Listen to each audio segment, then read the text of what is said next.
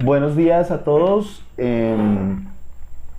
Con algunas de las personas que me están escuchando ya me conocen, yo soy el doctor Weimar Pardo, soy ginecólogo y obstetra de la Universidad Nacional de Colombia y trabajo en Virrey Solís como consultor médico para temas de ginecología, Virrey Solís IPS Bogotá, que es una de las empresas del grupo empresarial. El doctor Hugo me pidió que habláramos de vaginosis. Yo quería traer un enfoque un poquito más grande de no solo la vaginosis, sino algo que se ha denominado el síndrome de flujo vaginal, porque el flujo vaginal es uno de los motivos de consulta más frecuente en la consulta de medicina general, de urgencias y de especialidades. Entonces vamos a mostrar parte de la guía de enfoque y manejo de este síndrome. Al ministerio. Sí, señor. Como ya sabemos, en la implementación de las guías de práctica clínica, el escoger una guía de práctica clínica adecuada necesita una metodología especial. Sin embargo, entre las normas de habilitación se dice que la guía que se debe seguir en principio son las guías que estén publicadas por parte del Ministerio de Salud como primera instancia. Han salido nuevas guías del manejo de infecciones de transmisión sexual. Sin embargo, la guía actual que se debe manejar en el país es la guía las guías publicadas por el Ministerio de Salud. Esta guía fue realizada en el 2013 y esta guía se denomina Guía de Práctica Clínica para el Abordaje Sindrómico del Diagnóstico y Tratamiento de los pacientes con infecciones de transmisión sexual y otras infecciones del tracto genital. El tema que nos atañe hoy no son las infecciones de transmisión sexual, aunque vamos a tocar un poquito del tema de tricomoniasis. Sin embargo, esa debe ser otra presentación, otra charla de infecciones de transmisión sexual. Pero vamos a ver lo que se ha denominado el síndrome de flujo vaginal por la alta prevalencia del motivo de consulta y de remisión especialistas que esto conlleva. Cambió el color. ¿Cierto? ¿La presentación se está viendo adecuadamente?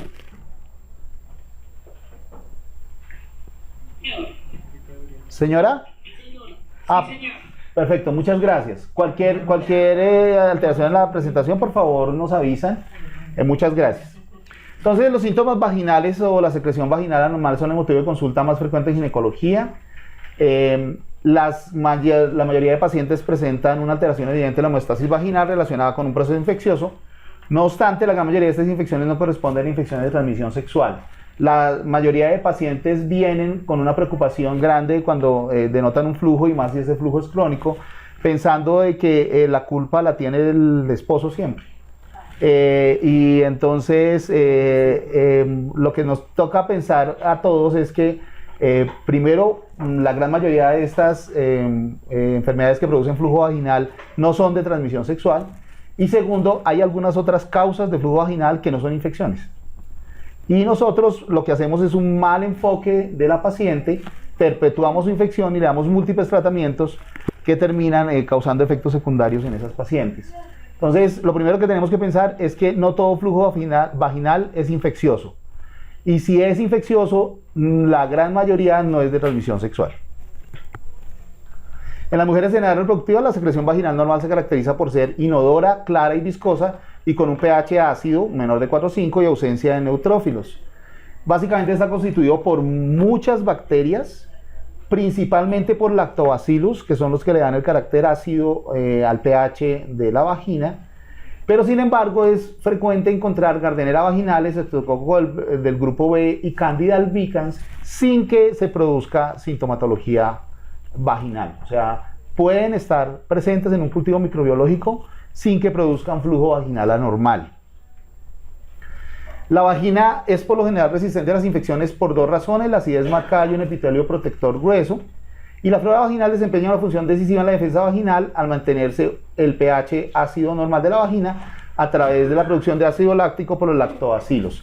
Esto es importante. Hay estudios que muestran que pacientes que se obsesionan por su flujo se bañan hasta 5 veces en el día, hacen duchas vaginales, aprenden ya en la televisión productos que hacen duchas vaginales, que lo que hacen es acabar los lactobacilos. Y al acabar los lactobacilos, estos métodos de defensa del pH se disminuyen y producen infecciones vaginales crónicas. Entonces, lógicamente las medidas de aseo son recomendables, pero el excesivo limpieza de la zona genital podría llevar a causar infecciones vaginales crónicas. Otros factores que alteran el entorno vaginal, los antibióticos, que nosotros damos múltiples tratamientos antibióticos. Hemos sabido de pacientes que embarazadas han recibido 14 tratamientos para vaginosis durante todos sus 9 meses. Las hormonas pueden afectar la microbiología de la vagina y el uso de medicamentos intravaginales y duchas pueden cambiar o afectar el pH vaginal. El coito afecta el entorno vaginal porque el semen es alcalino. Eso quiere decir que no es que las infecciones que vamos a ver sean todas de transmisión sexual. Sin embargo, sí la actividad sexual puede llegar a aumentar la sintomatología que tiene la paciente. Las enfermedades de transmisión sexual además sí afectan la microbiología de la vagina, modificando la resistencia a las infecciones, y los cuerpos extraños alteran el pH y la microbiología de la vagina. Pacientes que utilizan crónicamente protectores diarios o pacientes que prefieren utilizar tampones o toallas higiénicas y tienen infecciones a repetición, es mejor intentar cambiar sus hábitos en no colocar cuerpos extraños dentro de la vagina. El término vaginitis a veces se confunde con los demás términos, o sea, vaginitis es diferente a vaginosis. La vaginitis es un síndrome caracterizado por uno o más de los siguientes signos y síntomas, que son aumento en la cantidad de la secreción vaginal, del flujo vaginal, puede producir prurito, ardor, irritación, disuria, dispareunia y fetidez o mal olor vaginal, secundario a la presencia de microorganismos patógenos. No solo puede producirse vaginitis por los microorganismos que producen flujo vaginal, sino también puede haber vaginitis irritativas, vaginitis alérgicas, vaginitis por bacterias gram negativas, que no son tan frecuentes, pero que sí hay que tener en cuenta en el momento de una paciente que consulte crónicamente por el síntoma de flujo vaginal para poderlos identificar. Lo importante es que las vaginosis bacterianas y la vaginitis pueden generar importante disconfort en las mujeres y es un motivo de consulta frecuente, no solo porque afecta su calidad de vida, sino porque el miedo de que sea una enfermedad de transmisión sexual y que pueda transmitir a su pareja o que su pareja le esté transmitiendo una enfermedad de transmisión sexual es muy frecuente, ya que eso es un miedo frecuente en las pacientes. Las patologías asociadas al síndrome de flujo vaginal son principalmente 3. Vaginosis bacteriana, candidiasis y tricomoniasis. Esas 3 entidades son las que tenemos que pensar inicialmente. Sin embargo, hay pacientes con factores de riesgo que también los agentes causales podrían ser Chlamydia trachomatis y Neisseria gonorrea. ¿Qué pacientes son los factores de alto riesgo para ITS? Que eso siempre debe estar dentro del interrogatorio en la historia clínica. Pacientes que no utilizan uso regular de preservativos en sus relaciones sexuales casuales, múltiples compañeros sexuales en los últimos 6 meses, sexo anal, relaciones sexuales bajo el efecto de alcohol o drogas, alucinógenas, entre otros. Si nosotros tenemos una paciente con un flujo crónico y tiene factores de riesgo para ITS, es necesario pensar que puede llegar a tener infecciones de transmisión sexual que estén produciendo su sintomatología vaginal. Hay un estudio realizado en la ciudad de Bogotá en que se cogieron 1.385 pacientes y lo que llama la atención es que el 52% de esas pacientes el flujo era infeccioso. En el 47% no era infeccioso. Y de ese 52%, el 39% eran vaginosis bacteriana, el 11% eran cándidas y el 12% eran infecciones de transmisión sexual. Eso quiere decir que la primera posibilidad de que tengamos de una paciente cuando viene y consulta por flujo vaginal es que tenga una vaginosis bacteriana. Esa es la primera posibilidad. La segunda es cándida y la tercera una ITS. O sea, hay que quitar el miedo a la paciente y nosotros enfocarnos en que la paciente muy posiblemente lo que tenga sea una vaginosis bacteriana. Se considera que por lo menos cualquier mujer en su edad reproductiva va a tener cualquiera de estas infecciones por lo menos una vez en la vida. O sea, algún día a alguien le va a dar esa infección. Y algunas causas no infecciosas del síndrome de flujo vaginal son cuerpos extraños, pólipos y ectopia cervical, neoplasia en tracto genital inferior, fístulas, reacciones alérgicas o enfermedades autoinmunes. Entonces, no solo nos podemos decir es que ya le dimos a esta paciente metronidazol y ahora le dimos clindamicina y ahora le vamos a dar tinidazol o secnidazol. Tenemos que descartar que esa paciente que consulta crónicamente de pronto tiene alguna otra patología.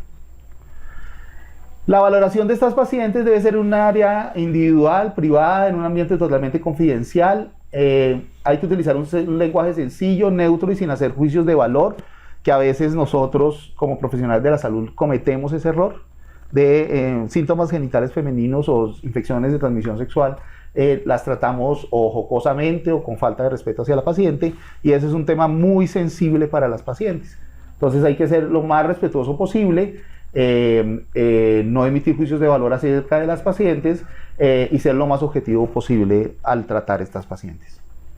La historia clínica debe ser enfocada en un aspecto completo de los síntomas, como el cambio en la cantidad de la secreción, el mal olor vaginal, prurito, dispareunia, disuria y la localización de los mismos. Y al examen físico debe existir palpación abdominal, una inspección de vulva, buscar signos de vulvitis e idealmente toda paciente que le consultara por síndrome de flujo vaginal debería hacerle una especuloscopia.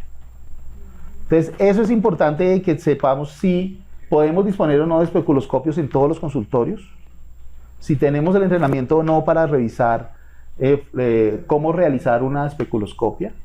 Porque lo que sabemos actualmente, y es una de las cosas que quiero hacer énfasis, es que nosotros estamos autorizados de dar tratamiento empírico solo con el examen físico y con los síntomas de las pacientes. Vamos a ver cuáles son las indicaciones precisas de pedir un frotis de flujo vaginal. Pero regularmente uno solo con los síntomas debería dar tratamiento, a menos de que se cumplieran algunas características.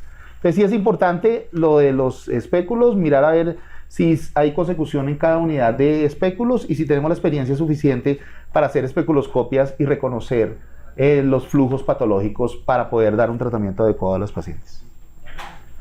Vamos a hablar de vaginosis bacteriana. La vaginosis bacteriana, como vimos, es la principal causa de síndrome de flujo vaginal. Es una entidad muy frecuente, muy molesta. Es un síndrome que se caracteriza por un sobrecrecimiento de cualquiera de los siguientes microorganismos: Gardnerella, Prevotella, Mycoplasma, Bacteroides, Fusobacterium mobiluncus, y estos reemplazan a la cantidad de lactobacilos. O sea, es importante decir que no solo la Gardnerella está implicada, es el principal germen de la vaginosis bacteriana, pero sí hay múltiples microorganismos que pueden llegar a producir una vaginosis bacteriana. Se caracteriza principalmente por un aumento en el pH, o sea que vuelve alcalina el pH hasta un pH de 7. Se define como una infección vaginal sin respuesta inflamatoria. Antes se llamaba vaginitis inespecífica, ahora desde el 83 se llama vaginosis bacteriana. Es la causa más común de flujo vaginal. No es una enfermedad de transmisión sexual, y eso es súper importante, porque estamos mandándole tratamiento de pareja a las pacientes con vaginosis bacteriana. Y así sean vaginosis bacteriana a repetición, no es una enfermedad de transmisión sexual. Eso es uno de los errores más grandes que vemos. La señora se siente súper tranquila porque le mandan tratamiento al esposo y puede ir a mostrarle que él también tiene culpa de que tenga flujo, pero no se va a mejorar a las pacientes con vaginosis bacteriana mandándole el tratamiento al esposo. Y aproximadamente el 50% de los casos pueden estar asintomáticas. Puede ser una enfermedad leve y en ocasiones subclínica, pero puede aumentar la incidencia de endometritis, de enfermedad pélvica inflamatoria, principalmente después de un aborto, y otros procedimientos ginecológicos como la aplicación de un dispositivo intrauterino. Y hay una asociación entre la vaginosis bacteriana y complicaciones obstétricas como los abortos espontáneos tardíos, la ruptura prematura de membranas y el parto prematuro. No es una asociación fuerte, pero sí se recomienda que si la paciente tiene síntomas, dar un tratamiento. La guía de práctica clínica de control prenatal sacó el frotis de flujo vaginal dentro de los paraclínicos de tamizaje en pacientes embarazadas. Básicamente lo sacó porque no se veía lo que estábamos diciendo, una influencia directa entre tratar las vaginosis y disminuir el riesgo de parto pretérmino, no. Sin embargo, ya se ha llegado a algunos consensos en las cuales si una paciente está sintomática en el embarazo y uno considera que la paciente tiene una vaginosis, es mejor tratarla y esperar la respuesta clínica de esa vaginosis. ¿Cuáles son los criterios del laboratorio para vaginosis bacteriana? Están los criterios de Ansel, que todos conocemos, que es una secreción homogénea, aumentada de volumen, de aspecto blanco, grisáceo y adherente, que tiene en el frotis de flujo vaginal un pH mayor a 4,5, que tiene un olor a aminas antes o después de distilar hidróxido de potasio, o sea, el olor a pescado o peor, y que se presentan células claves, células del epitelio vaginal que aparecen recubiertas de bacterias, lo que les da un aspecto granular. Debe existir al menos un 20% de células claves en el frotis y los lactobacilos son escasos ausentes. Pero insisto, si aprendemos las características clínicas del flujo de la vaginosis bacteriana, que es un flujo que se adhiere a las paredes y que es fétido, muy posiblemente ya podemos darle tratamiento sin tener que solicitar un frotis de flujo vaginal a esas pacientes. Ese es el flujo de la vaginosis bacteriana, es un flujo grisoso, blancuzco, que se adhiere mucho a las paredes, no es grumoso y que es muy fétido. Puede ser espumoso. Ahí están las células guías, que son células del epitelio vaginal recubiertas de bacterias. Pueden haber otros tipos de bacterias como los lactobacilos, pero la microbiología debe decir que son células que se denominan células guías. Y es importante hablar de tratamiento de todas estas entidades, y es que la guía de práctica clínica demostró que lastimosamente las enfermedades de transmisión sexual y los síntomas vaginales se perpetúan porque nosotros damos tratamientos muy largos. Entonces, las pacientes tienen muy poco cumplimiento de este régimen de tratamiento. Entonces, si damos tratamientos por 7 días, muy posiblemente esas pacientes no van a mejorar. Entonces, lo que promulga la guía de práctica clínica es dar tratamientos dosis única. Y ese es un cambio grande en lo que hacemos la mayoría, y es que damos tratamientos más largos. Entonces, estas entidades, lo que muestra la guía es que deben ser tratadas con la dosis mínima posible para garantizar el cumplimiento de la terapia. Entonces, la primera opción que dice la guía es dar tinidazol 2 gramos vía oral, dosis única. Paciente con sintomatología de vaginosis bacteriana, que al examen físico aparezca una vaginosis bacteriana, si no tengamos frotis de flujo vaginal, o si en el frotis de flujo vaginal aparece una vaginosis bacteriana, lo que tenemos que darle son 2 gramos de tinidazol vía oral, dosis única. La segunda opción es secnidazol 2 gramos vía oral, dosis única. Y en caso de contraindicación a los secnidazoles, se utilizará clindamicina crema vaginal al 2%, 5 gramos intravaginales una vez al día por 7 días. Y es muy importante esto. Lo que nosotros vemos es que a toda paciente con vaginosis le aplicamos óvulos. Y hemos tenido pacientes que durante un año han recibido 10 tratamientos con óvulos. Y lo que demuestran es que lastimosamente en nuestro país la calidad de los óvulos de metronidazol no es la más adecuada para tratar la vaginosis bacteriana. Pues nosotros inclusive pensamos que si es óvulos, como está más cerquita a la vagina, eso seguro va a funcionar mejor. No es cierto. Y la segunda opción es que dábamos tratamientos con metronidazol durante 7-10 días, que una paciente tomando metronidazol cada 8 horas o cada 12 horas por 7-10 días para que cumpla el régimen es muy difícil. Entonces esta guía sí cambia en eso y nos dice que entre menos dosis le demos, mejor. E insistimos, la vaginosis bacteriana no es una enfermedad de transmisión sexual, o sea que no hay que mandarle tratamiento a la pareja. El concepto es de revisiones sistemáticas de la literatura. ¿Del qué? ¿De la transmisión sexual? Que no se le diera a la pareja. Porque ya se sabe que el método, que el mecanismo de transmisión, que en la microbiología en el hombre no hay Gardnerella vaginales. Como mobiluncos, con todas esas cosas. O sea, no es una enfermedad de transmisión sexual. No es culpa del esposo. Yo sé que es que yo meto la mano de la candela por los hombres. No es culpa del esposo. Entonces, para que nos quede claro, para que nos quede claro, el menor tratamiento posible, por favor, tinidazol 2 gramos vía oral dosis única, ceftriaxona 2 gramos vía oral dosis única, o clindamicina crema vaginal 2 gramos, al 2%, 5 gramos por 7 días. Las pacientes, lógicamente, si están recibiendo estos imidazoles, debe decirles que no deben tomar bebidas alcohólicas. La abstinencia debe ser de hasta 24 horas posterior a la terapia con metronidazol y hasta 72 horas con tinidazol. Y en las pacientes embarazadas también tenemos un problema, y es que el flujo vaginal en las pacientes embarazadas es muy frecuente. Si uno está en una consulta con una paciente embarazada y uno le pregunta, ¿tiene flujo? Le dice, seguro que sí.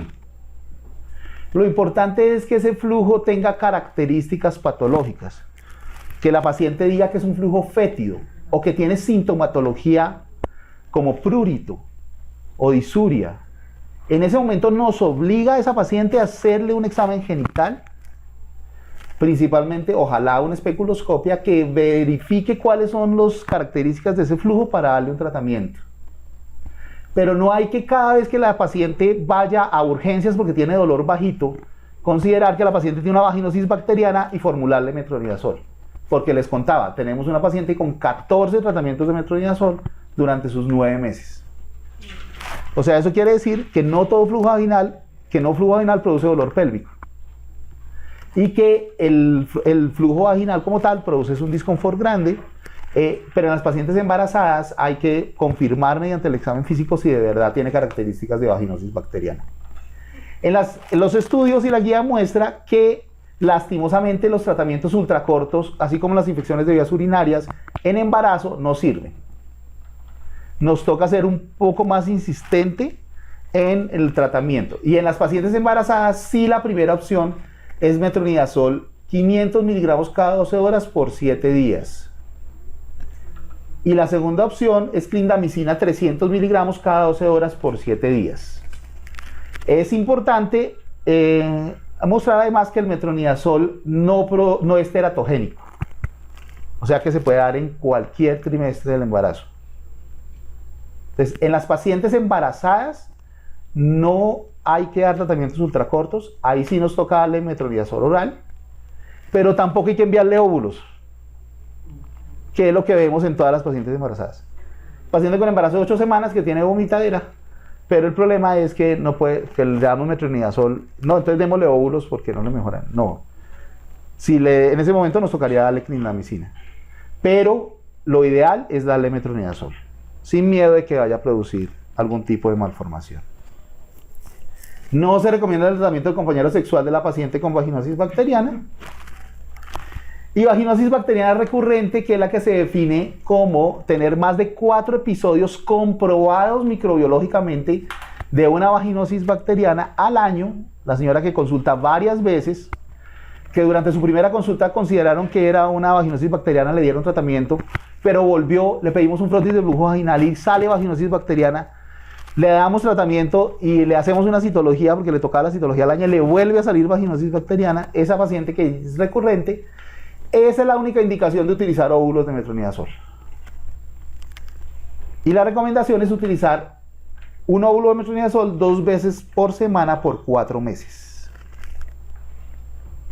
Aunque la evidencia es baja, es lo único que muestra el tratamiento. Entonces, y es muy frecuente ese caso, que la paciente venga por su vaginosis, por su flujo y por su vaginosis bacteriana. Muy bien, ¿alguna pregunta de vaginosis? ¿O hacemos las preguntas todas al final? Claro, al final. ¿Al final? Bueno. Pregunta analizable. Dime. Doctor, yo llevo comentando que la clindamicina oral obviamente es no post. Entonces el problema es que le formulamos a la gestante la clindamicina oral y se lo despacha para el día que nazca el bebé, yo creo. Sí, estamos de acuerdo. tenemos un problema con la implementación de las guías como siempre. El ministerio las pone, los esquemas y los regímenes alternativos, y no cambió en la implementación de cambiar la clindamicina a que sea POS. Eso es una negociación que se debe llevar con el Estado, pero la opción que aparece en la guía es esa. Siendo prácticos, lo que tú dices, la clindamicina oral, inclusive la clindamicina crema tampoco es. Inclusive creo que el secnidazol es no POS. Sí, no POS. Entonces, ahí nos vemos frenados en el cumplimiento de la guía. ¿Cómo utilizar el MIPRES en este caso? Pero entonces, yo sé que las gestantes acceden muchas veces a comprar los medicamentos, por tal de no esperar o por muchas razones ellas prefieren comprarlos a su embarazo. ¿Qué le podemos recomendar? ¿La clindamicina vaginal o qué otra alternativa? No, lo que está en la guía es clindamicina oral. En embarazo, los tratamientos... ¿Señora? Entonces sería que compraran la oral. La oral, sí señora, 300 miligramos cada 12 horas, vía oral por 7 días.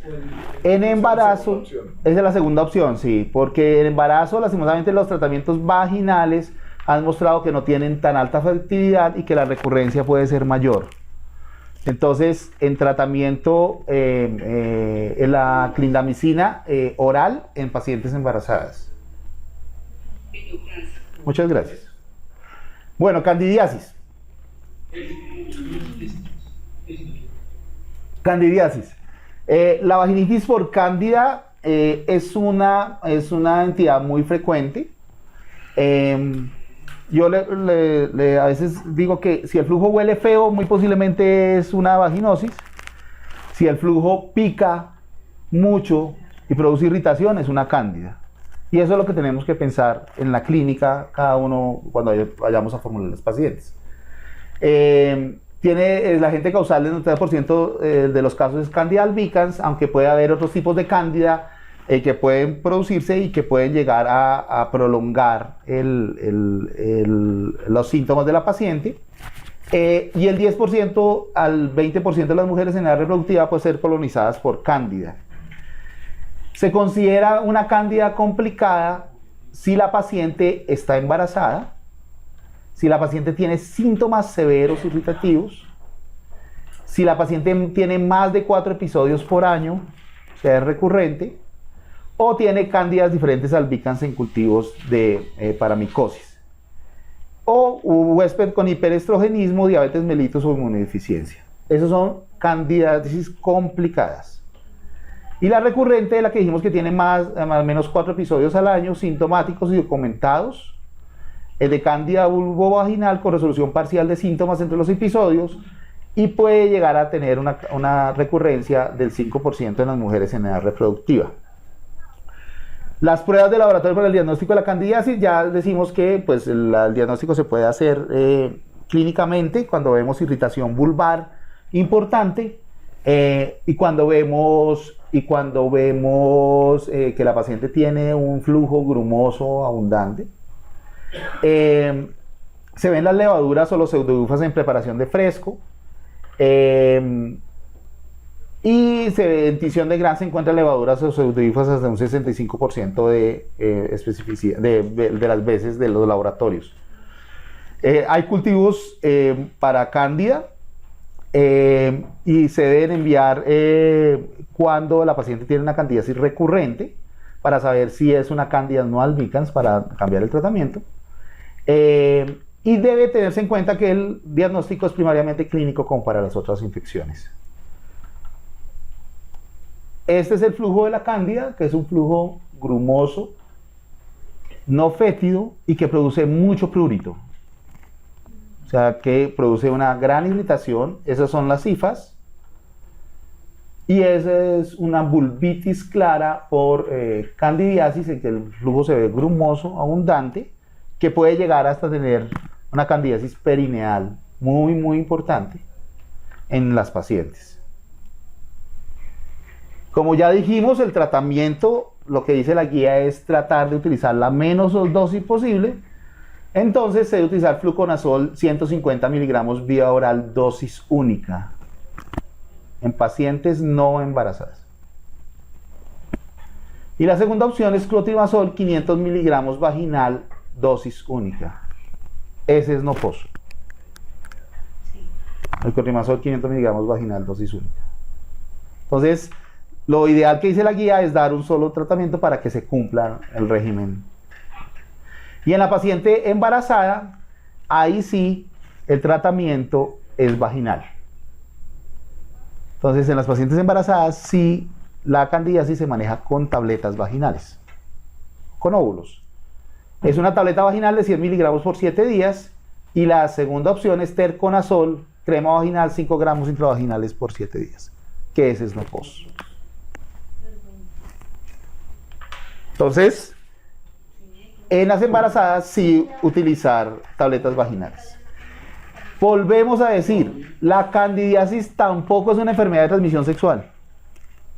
Así sea recurrente, o sea que no hay que darle tratamiento a la pareja.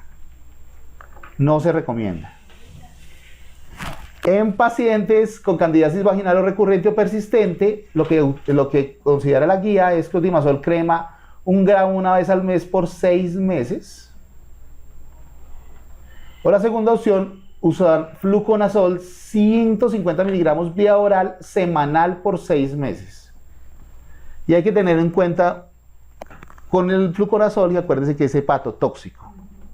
Entonces hay que tener en cuenta muy bien la función renal de estas pacientes, pero si ya es una paciente que no mejora, ¿no? Función hepática, La función hepática, gracias.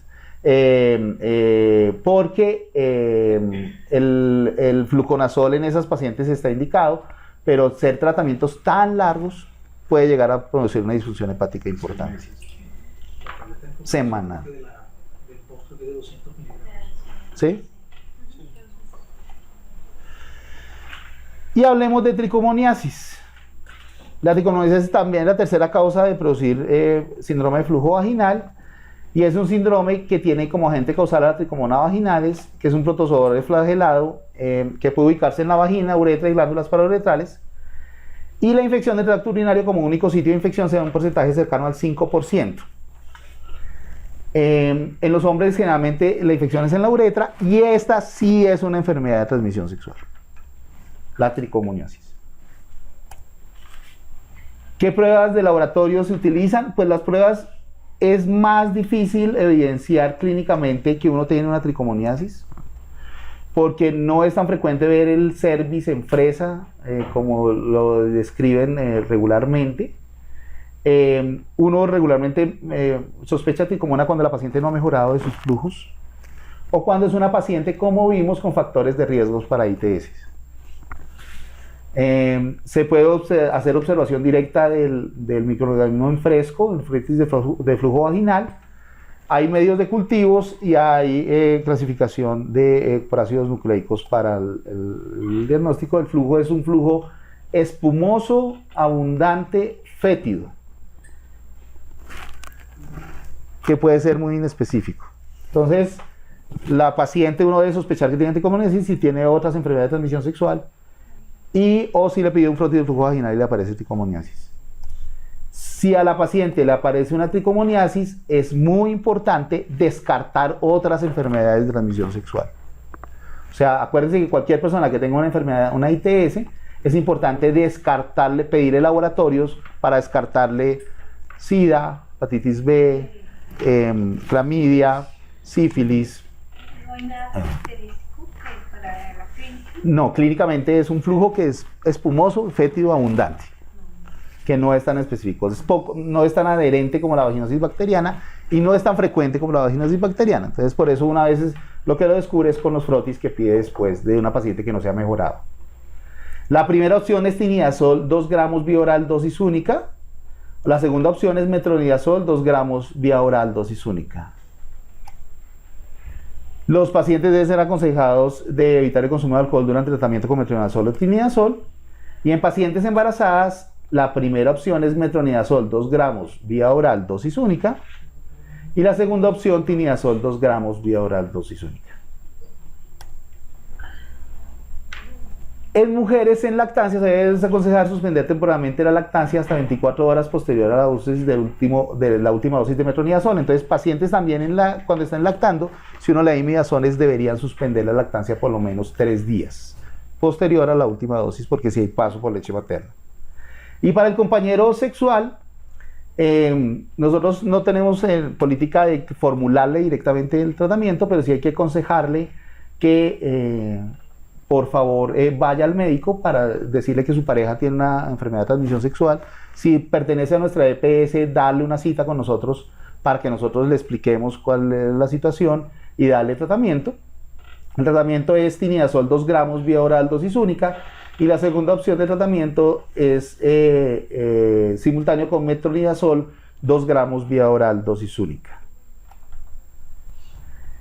Y decirle a las pacientes que se recomienda el tratamiento de los contactos sexuales de los últimos 60 días y se programe una consulta para que los contactos sexuales reciban asesoría sobre las ITS. En algunos países, uno cuando le da una infección de transmisión sexual tiene que hacer una lista con números de teléfono de las parejas de los últimos 60 días para llamarlos y darles tratamiento. Así sea larga la lista o corta, es importante que todos los contactos tengan tratamiento. Y hay que dar estrategias educativas en reeducación de actividad sexual a todas las pacientes que tengan una infección de transmisión sexual.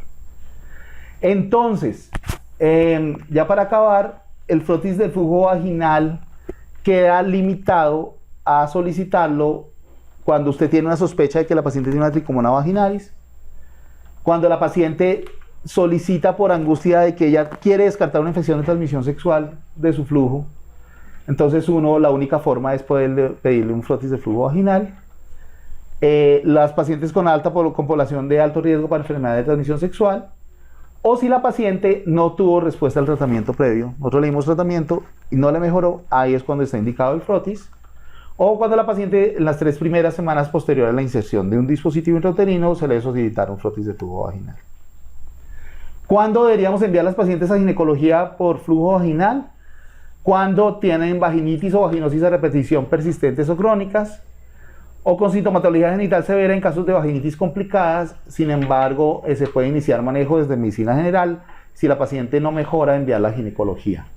A veces hay que enviarla a dermatología cuando las pacientes tienen vulvitis y no mejoran con esos tratamientos, cuando uno sospecha con una vulvitis alérgica o patología esencialmente dermatológica, o en pacientes con vulvovaginitis crónica también hay que enviarla a dermatología. Y a infectología, pacientes que tienen infecciones reconocidas por agentes microbiológicos atípicos de difícil control, infecciones persistentes o crónicas inmunocomprometidas, o en los casos en los cuales el ginecológico y dermatológico no le hayan dado con el chiste, que no ha mejorado, y tenemos varios pacientes que no han mejorado, entonces se envía a infectología. Muchas gracias.